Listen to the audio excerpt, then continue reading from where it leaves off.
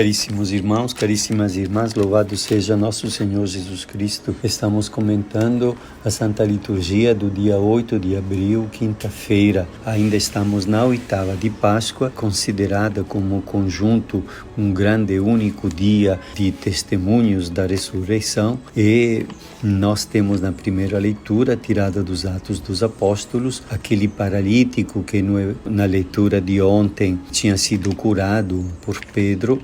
Lembra que Pedro disse: eu não tenho nem ouro nem prata, mas o que eu tenho eu te dou. Em nome de Jesus, o Nazareno, levanta-te e anda. E aquele paralítico foi curado. E a leitura de hoje é continuação.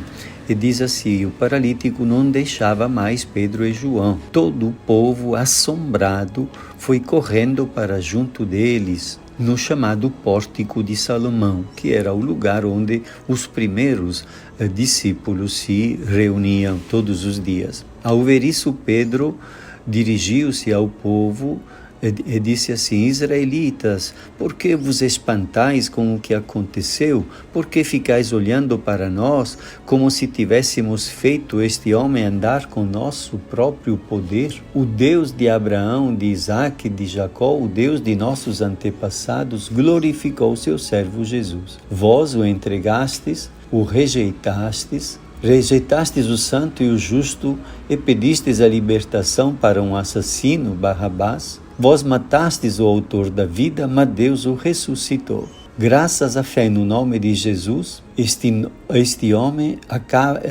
nome acaba de fortalecer este homem que vedes e conheceis. A fé que vem por meio de Jesus. Eu sei que vós agistes por ignorância, assim como vossos chefes. Arrependei-vos, portanto, e convertei-vos para que vossos pecados sejam perdoados. E ele enviará Jesus, o Cristo, que foi destinado a vós. E com efeito, Moisés, e é Pedro que está recordando, Moisés afirmou: o Senhor Deus fará surgir entre vossos irmãos um profeta como eu. Escutai tudo o que ele vos disser.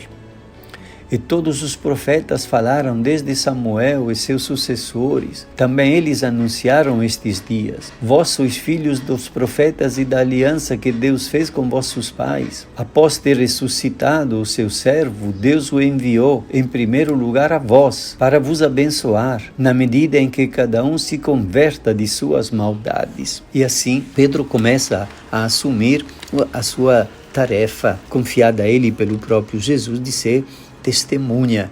Testemunha é alguém que viu, que ouviu, que presenciou, que pode dizer: o Senhor Jesus que vocês mataram, ele está vivo, Deus o ressuscitou. Nós vimos sua presença divina entre nós. E o Evangelho também é continuação do Evangelho de Lucas, que relatava a volta para casa dos discípulos de Emaús desconsolados, até o momento em que eles reconheceram Jesus quando ele partiu o pão. Por isso voltaram correndo para Jerusalém para contar o que tinha acontecido no caminho e como tinha reconhecido Jesus ao partir o pão. Ainda estavam falando quando o próprio Jesus apareceu no meio deles.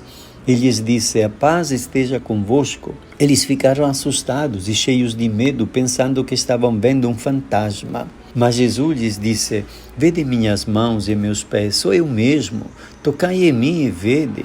Um fantasma não tem carne nem osso, como estáis vendo que eu tenho. E dizendo isso, Jesus mostrou-lhes as mãos e os pés. Eles estavam muito alegres e surpresos. Deram-lhe um pedaço de peixe assado. Jesus o tomou e comeu diante deles. Então Jesus abriu a inteligência dos discípulos para entenderem as Escrituras.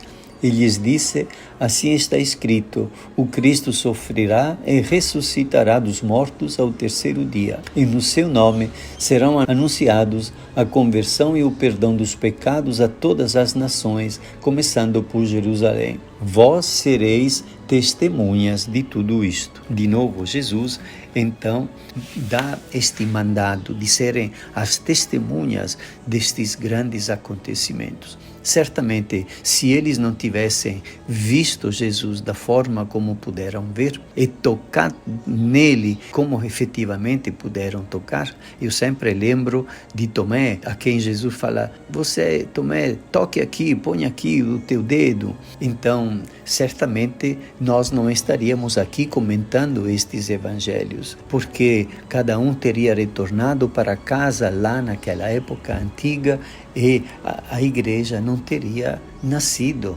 não teria se desenvolvido, não teriam aparecido as comunidades e pessoas consagradas e missionários e o multiplicar-se no mundo inteiro, até em todos os continentes, milhares, milhões de pessoas que têm esta fé em Jesus Cristo como nós procuramos ter e renovar todos os dias e consolidar hoje através destes momentos em que podemos recordar o que efetivamente aconteceu e como o Senhor efetivamente ressuscitou dos mortos. Caríssimos irmãos e irmãs, pensemos durante o dia de hoje, reservemos alguns minutos para pensar o que efetivamente é esta ressurreição na minha vida, na tua vida. De que modo eu posso ter certeza que o Senhor ressuscitado me acompanha, conhece a minha situação, as minhas fragilidades, os meus sofrimentos, Ele quer o bem da minha vida. Como é que eu posso ter esta clareza?